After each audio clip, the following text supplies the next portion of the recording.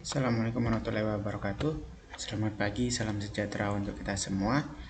Baik, selamat berjumpa kembali dalam pembelajaran materi ilmu penyakit penunjang diagnosa.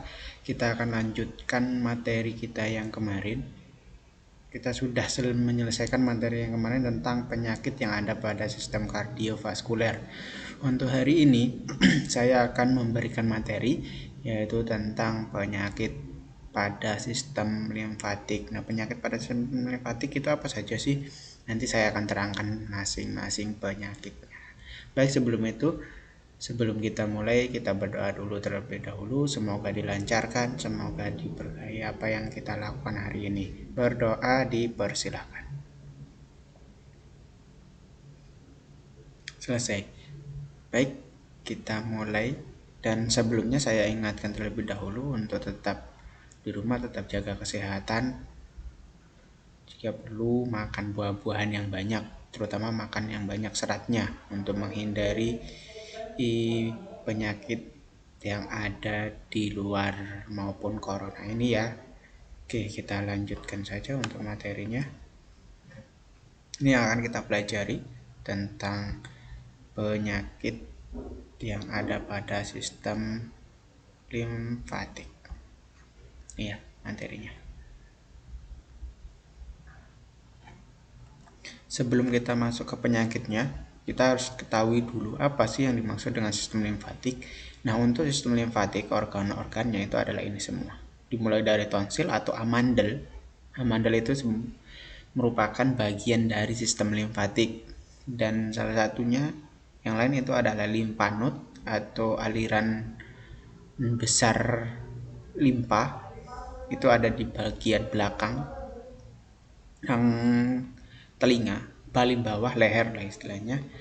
Setelah itu di bagian timus, dada, di bagian sekitar torak, sekitar trakea, itu di spleen atau di bagian limpa bawah dari lambung, timus tadi sudah, toraks di bagian dada, ya alirannya di sini ada, tracheal duct namanya, terus habis itu bone marrow di selangkangan, lymphatic vessel di seluruh alirannya ini yang warna biru-biru yang mengikuti pembuluh darah. Itu adalah merupakan jaringan dari sistem limfatik. Sekarang pertanyaannya, apa sih yang dimaksud dengan sistem limfatik? Sistem limfatik biasa disebut atau kita sebutnya itu sering kita dengarkan itu bahasa Indonesianya itu adalah kelenjar getah bening ya. Jadi kalau kalian dengar istilah sistem limfatik itu adalah sistem kelenjar getah bening, pembentukan kelenjar getah bening.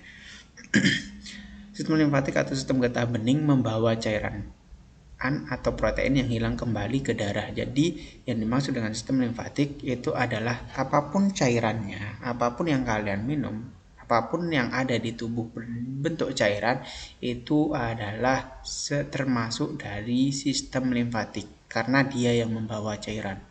Jadi kalau kalian habis minum terus tubuh kalian sudah merasa penuh, tidak, organ-organ kalian belum membutuhkan cairan yang lain, biasanya nanti akan disimpan oleh sistem limfatik ini sendiri atau kelenjar getah bening. Itu ya, itu sistem limfatik. Jadi kalau cairan masuk sistem ini dengan cara berdifusi ke dalam kapiler limfa kecil yang berjalan di antara kapiler pada sistem kardiovaskuler. Jadi sistem limfatik ini selalu mengikuti pembuluh darah ya. Jadi berapapun panjangnya pembuluh darah, berapapun banyaknya pembuluh darah, sistem limfatik itu ada. Makanya itu sistem limfatik itu selalu berdekatan dengan pembuluh darah. Pembuluh darah menuju ke organ, sistem limfatik pun ada yang menuju ke organ itu sendiri. Itu sistem limfatik dia. Terus fungsinya apa sih sistem limfatik di sini? Nah, sistem limfatik itu berfungsi yang paling utama itu adalah sebagai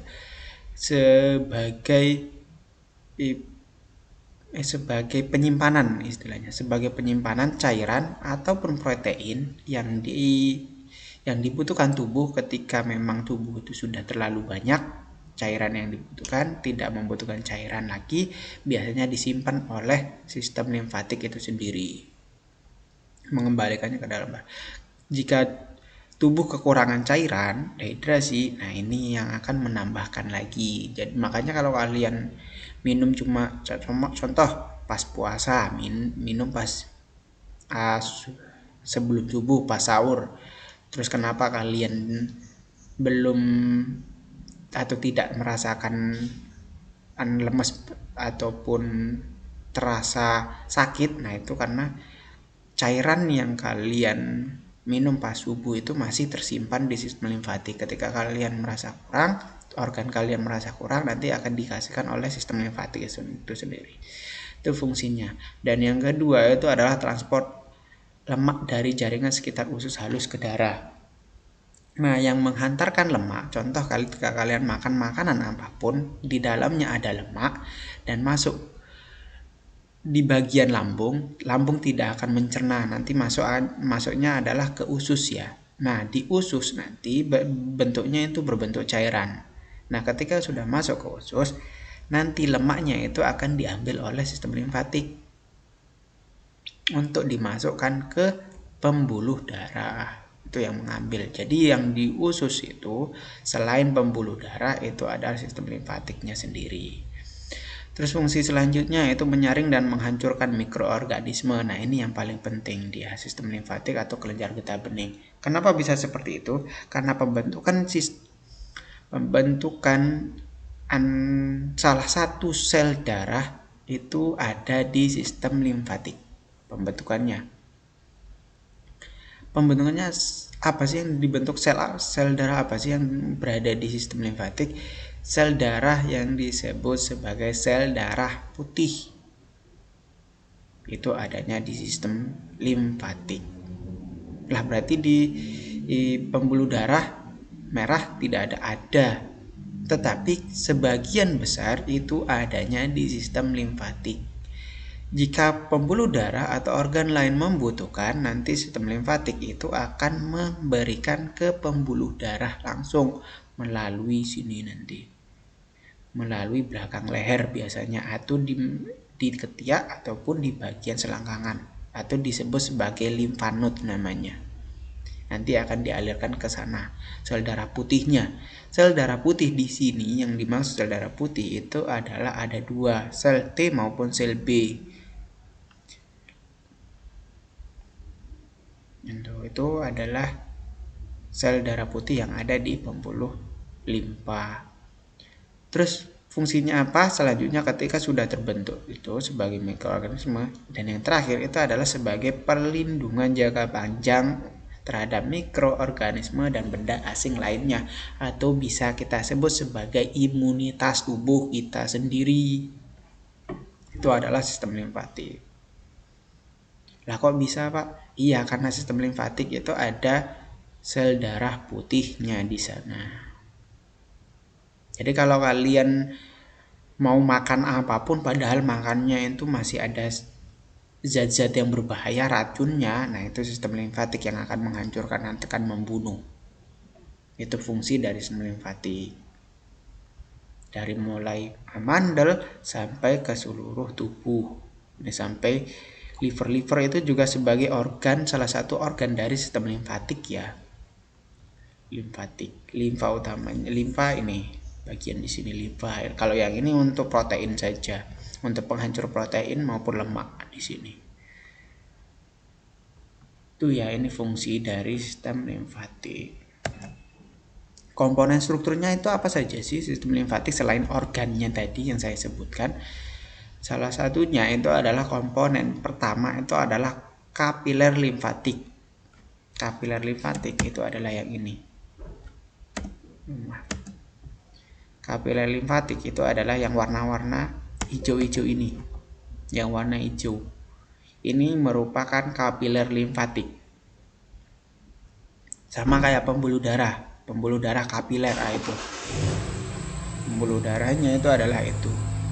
Alirannya. Ini mengikuti kemanapun aliran darah berada. Atau pembuluh darah berada. Ini disebut kapiler dia. Fungsinya apa? Mengumpulkan kelebihan cairan intravisial di jaringan. Fungsinya adalah mengambil cairan yang berlebihan tubuh dibawa ke sistem limfatiknya, dibawa ke pembuluh limfatiknya. Nanti akan dibawa ke sana, disimpan di sana. Itu fungsinya. Pembuluh limfatik selanjutnya itu adalah pembuluh limfatik yang berfungsi membawa cairan limfa dari kapiler limfatik ke vena di leher yang akan dikembalikan ke pembuluh darah. Nah, untuk tadi kapilernya ini, tempatnya itu adalah ini. Alirannya itu akan menuju ke sini nanti. Pembuluhnya itu ada di bagian sini. Nanti akan di sini dimasukkan. Kalau darah membutuhkan cairan untuk tambahan, biasanya nanti akan dimasukkan melalui sini di bagian pembuluh besarnya. Di sini. Terus ada juga yang komponen selanjutnya itu ada namanya nodus limfatik. Nodus limfatik ini seperti kayak pembuluh darah besar di bagian darah, di bagian pembuluh darah atau nadinya lah. Kalau kalian dengar, kalau di sini kan ada denyutannya, kalau di sistem limfatik tidak ada. Pembuluh darah besarnya atau nadinya kalau kita sebut di pembuluh darah. Nah, itu disebut sebagai nodus limfatik namanya kalau dia. Di sana tidak ada ketukan. Contoh ketika kita raba, kalau pembuluh darah ada, tapi untuk nodus limfa itu tidak ada, biasanya tidak ada. Ini yang berdekatan dengan jaringan-jaringan yang lain, dan juga yang bisa dilihat menggunakan mata telanjang di bawah kulit biasanya. Itu nodus limfatik. Fungsinya apa? Fungsinya itu adalah yang berfungsi untuk menyaring material dari limfa sebelum masuk ke pembuluh darah. Jadi yang menyaring apapun, contoh kalau di cairannya itu atau di sistem limfatik masih ada mikroorganisme ataupun zat-zat yang berbahaya untuk tubuh, biasanya nanti disaring oleh sistem nodus limfatik ini sendiri.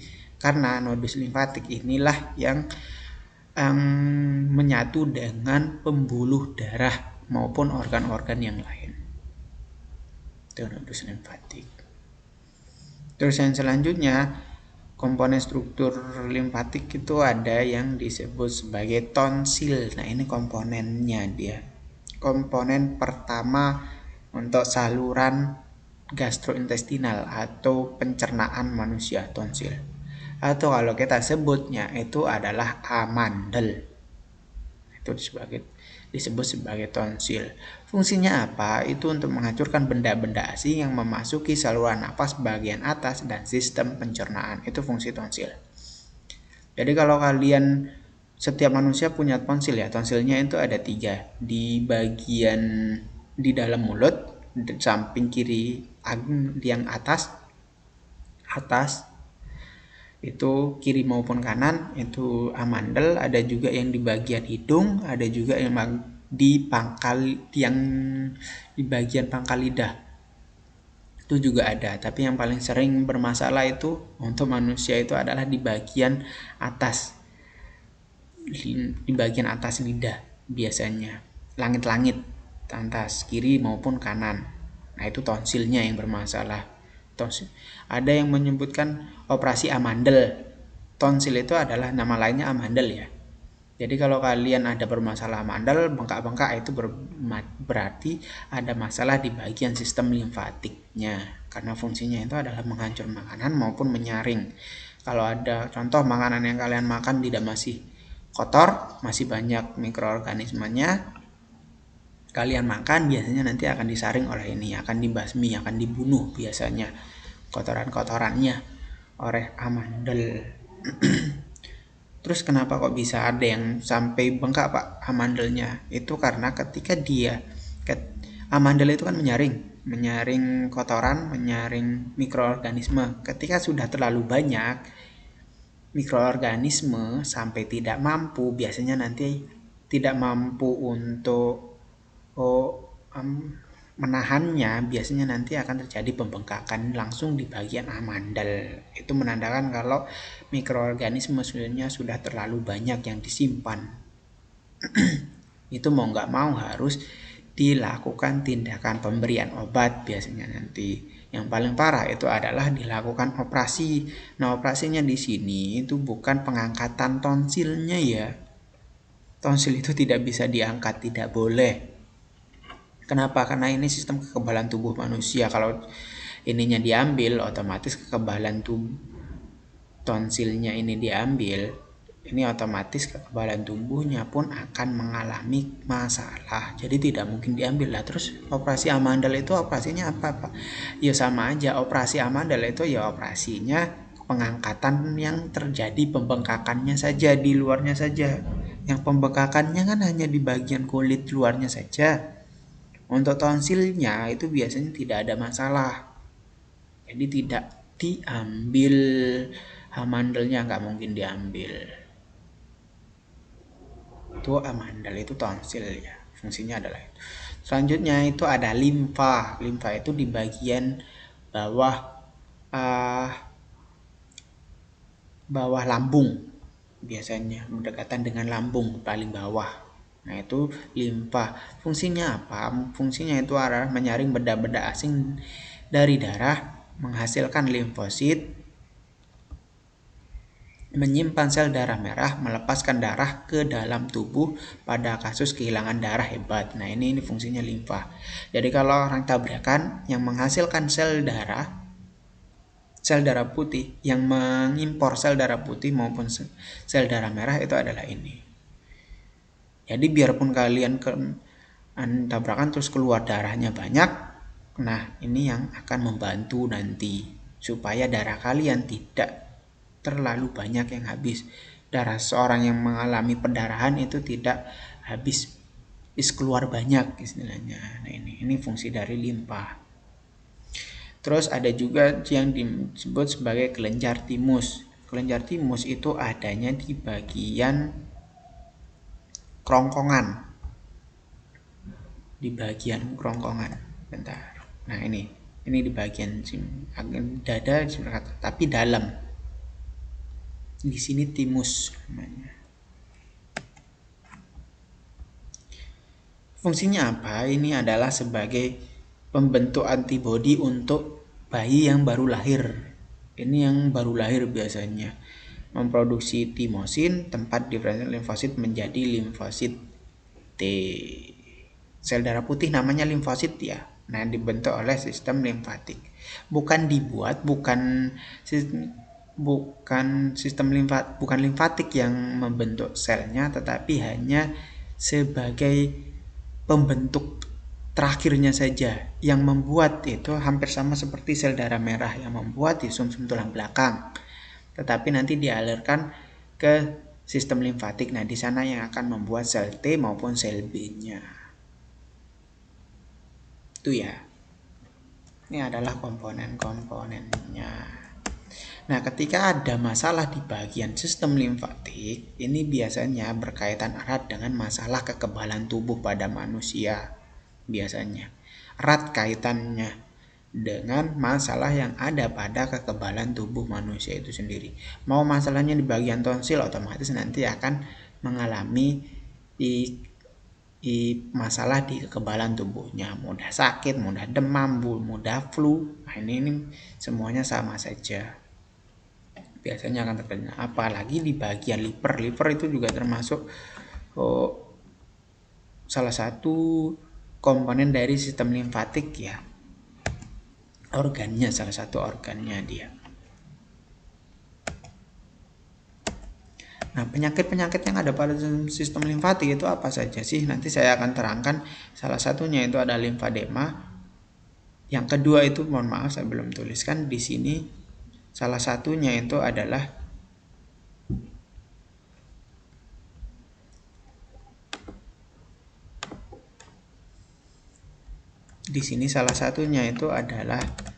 limfadenopati namanya.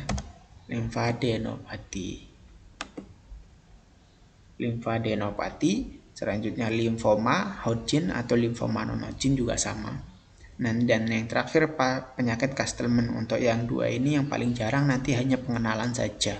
Ini juga salah satu penyakit yang ada pada sistem limfatik tetapi jarang dialami. Yang paling banyak itu adalah yang ini.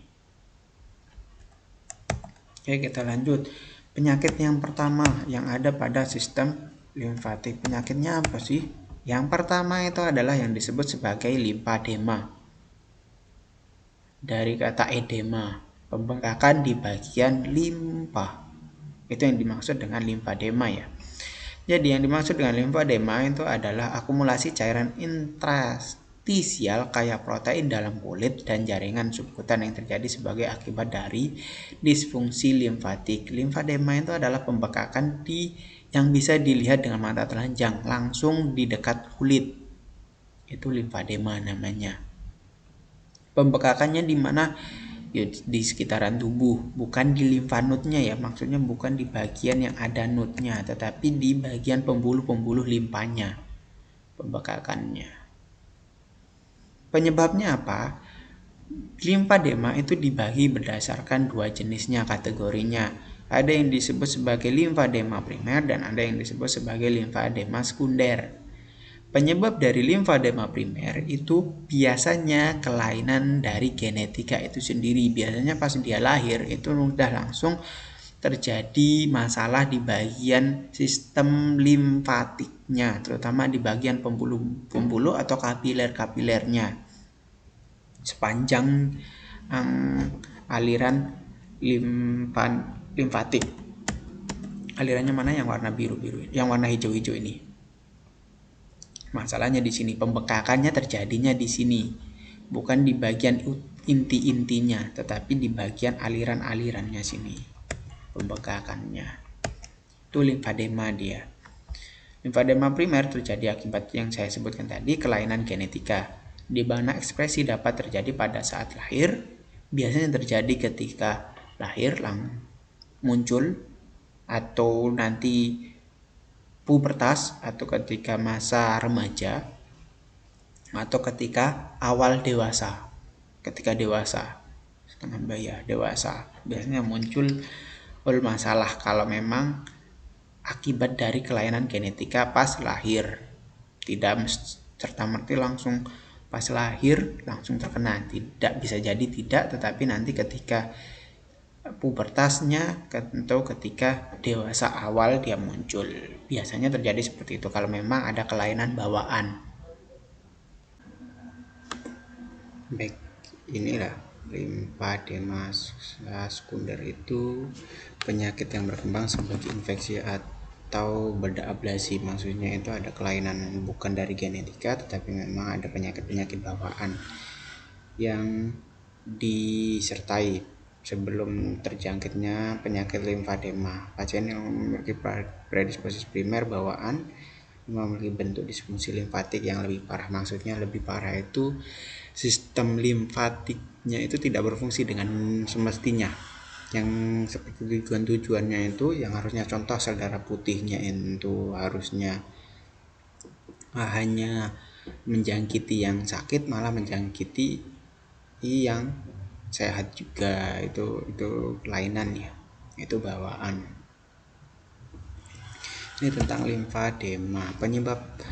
Penyebabnya yang ini, selain yang itu penyebab yang pertama tadi penyakit keturunan primer, yang untuk sekunder penyakit bawaan yang lain, ini tumor, infeksi atau parasit, terapi radiasi, yang ada penyakit kankernya, yang terapi radiasi biasanya ada masalah di bagian limfadema. Resiko komplikasinya itu terkena di bagian limfatiknya. Operasi atau cedera, maksudnya operasi atau cedera ini bukan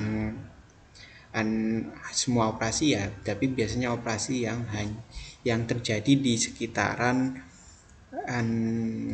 arteri dari limfatiknya atau nodusnya, namanya nodusnya, nodus di daerah nodus, operasi di daerah sana. Nah itu bisa jadi terjadi pembengkakan biasanya nanti di sana. Itu penyebabnya. Ini gejala yang umum, tapi tidak mesti ada ya. Untuk di bagian limfadema yang pasti ada itu adalah pembengkakan. Tampak pasti akan muncul pembengkakan di daerah nodus limfatiknya. Pembengkakan pada lengan atau tungkai yang paling sering, nyeri pada bagian yang bengkak atau terluka, kesulitan bergerak, merasa berat atau kaku, mudah merasa lelah, mengalami infeksi berulang kali, demam disertai meriang. Nah ini ada gejala-gejala yang umumnya dialami oleh penderita limfadema, tetapi tidak mesti ya, tidak harus semuanya. Yang paling muncul itu memang pembengkakan saja, terutama di bagian nodus-nodus di daerah yang ada limfatiknya. Pengerasan dan penebalan kulit, fibrosis, ini biasanya kalau memang ada masalah di bagian nodus yang benar-benar tampak di kulit, biasanya ada kerusakan biasanya di bagian kulit. Ini ya untuk gejala aja. Nah ini yang paling sering limfadema. Limfadema itu paling sering terjadi di daerah bawah penumpukan. Ini hanya cairan saja. Yang ini limfadema. Pembengkakan karena terlalu berlebihan cairan yang tidak mampu dikeluarkan, nah jadinya seperti ini, pembengkakan. Kalau dulu ini dianggapnya hampir sama seperti kaki gajah, tapi agak sedikit berbeda ya. Kalau kaki gajah itu akibat virus, kalau ini ada masalah di bagian sininya saja. Oke, selanjutnya ada namanya limfadenopati. Apa sih limfadenopati? Limfadenopati merupakan pembesaran kelenjar getah bening di luar dari ukuran normal. Beda yang ini, untuk yang di bagian limfadema itu bukan di nodus saja ya, tetapi di bagian kapiler limfatiknya, di kapiler. Maksudnya kapiler yang hijau-hijau ini. Nah ini kapiler namanya. Pembengkakan. Tapi kalau limfadenopati itu biasanya langsung di nodus-nodus besarnya. Di pembengkakannya yang tidak normal itu di bagian nodus-nodus. Ini nodus-nodus. Nodus-nodus itu bentuknya seperti ini ya. Agak sedikit besar. Ini namanya node. Makanya disebut limfadenopati, pembengkakan di bagian nodenya. Node di sini. Getah bening di luar dari ukuran normal. Secara umum bila ditemukan pembesaran kelenjar lebih dari 1 cm dalam diameter yang besar disebut dengan limfadenopati. Jadi pembesarannya itu kalau sudah lebih dari 1 cm diukur di bagian node, biasanya langsung bisa kelihatan ya. Paling sering kelihatan itu di bagian leher belakang, di bagian sini. Agak sedikit ke bawah di daun telinga, sejajar biasanya agak ke bawah. Nah itu letaknya yang paling sering muncul, tempat yang paling sering kelihatan terjadi pembengkakan. Selain itu di bagian ketiak, persis di bagian aksilanya, dan juga di bagian selangkangan depan. Kalau kalian agak sedikit ada tulang, nah di sana biasanya sekitaran sana. Kalau terjadi pembengkakan di sana lebih dari 1 cm itu disebut sebagai limfadenopati. Ya, itu. Tapi kalau kalian temukan seperti itu, ini agak sedikit harus diwaspadai ya. Karena ada beberapa gejala yang muncul seperti limfadenopati, ternyata penyakitnya itu bisa jadi adalah tumor ataupun kanker. Karena kanker gejalanya seperti ini dia. Ada pembengkakannya di daerah sini. Itu ya paling sederhana. Tetapi pada bagian yang lain pembesaran kelenjar tersebut mempunyai ukuran yang berbeda-beda. Contohnya kelenjar epiteklear lebih dari 0,5 cm, kelenjar inguinal lebih dari 1,5 cm, submandibula lebih dari 1,5 cm. Tapi yang paling umum itu memang untuk ukuran yang ini. Kalau udah lebih dari 1 cm itu udah dianggap limfadenopati namanya. Nah, di sini yang paling sering itu adalah di sini pembengkakannya. Paling sering. Faktor penyebab dari limfadenopati banyak, tapi yang paling sering ditemukan untuk Orang-orang yang mengalami limfadenopati itu adalah orang-orang yang mengalami penyakit kanker atau tumor kelainan sel biasanya. Itu yang paling sering yang munculnya penyakit ini, limfadenopati. Tapi untuk penyebab yang lain itu biasa diakibat virus, Epstein-Barr virus, toksoplasmosis toksoplasma, sitomegalovirus, HIV. Nah, ini biasanya penyebab munculnya limfadenopati. Kalau orang tersebut ada yang mengalami ini biasanya mampu untuk menimbulkan komplikasi penyakit yang disebut limfadenopati. Untuk bakteri itu Mycobacterium tuberculosis TBC, Sarcoidosis, Streptococcus, Gonococcus. Ini biasanya di bagian pernafasan maupun kulit dan kelamin ya. Untuk ini bakteri biasanya nanti muncul penyakit limfadenopati, tapi tidak mesti, jarang. Untuk yang akibat bakteri terus muncul seperti ini biasanya jarang. Sarcoidosis ini biasanya yang ada di bagian kepala. Sebenarnya satu lagi untuk bakteri, akibat bakteri maupun virus, khususnya itu disebut penyakitnya itu yang menyerang radang pada otak. Nah, itu biasanya muncul gejala penyakit limfadenopati biasanya. Terus selain tumornya di sini limfoma Hodgkin. Limfoma Hodgkin ini jenisnya kanker ya, tapi berbentuk tumor awal. Terus limfoma non Hodgkin sama, dua-duanya. Perbedaan Hodgkin dengan non Hodgkin nanti saya terangkan di materi yang selanjutnya. Terus leukemia, kanker leukemia, metastasis tumor dari tempat lain. Maksudnya metastasis itu berpindah posisi sel yang harusnya tumornya itu, contoh tumornya itu di bagian telinga berpindah posisi. Nah, itu metastasis namanya. Ketika terjadi seperti itu bisa jadi mengakibatkan gejala seperti ini atau mengakibatkan gejala dari penyakit limfadenopati. Makanya kalau ada beberapa orang yang kalian temukan ada gejalanya seperti ini di bagian sini leher, bawah telinga, daun telinga, apalagi di bawah di ketiak, terus di selangkangan. Nah, ini harus diwaspadai, lebih baik diperiksakan saja untuk mencegah hal yang tidak diinginkan. Itu ya untuk limfadenopati. Dan untuk selanjutnya nanti kita akan belajar tentang limfoma Hodgkin. Ini yang paling sedikit agak banyak. Ini limfoma Hodgkin ini adalah bentuk dari kanker di bagian limfatik ya, yang paling umum diderita selain penyakit kanker yang kalian sering temukan. Itu ya untuk materi tentang limfatik. Jika ada yang ingin ditanyakan silakan nanti tanyakan langsung saja. Jika tidak ada, nanti kita akan bahas lagi di materi selanjutnya. Kurang lebihnya itu saja dari saya. Mohon maaf jika ada kata yang kurang berkenan. Kita akhiri. Wassalamualaikum warahmatullahi wabarakatuh.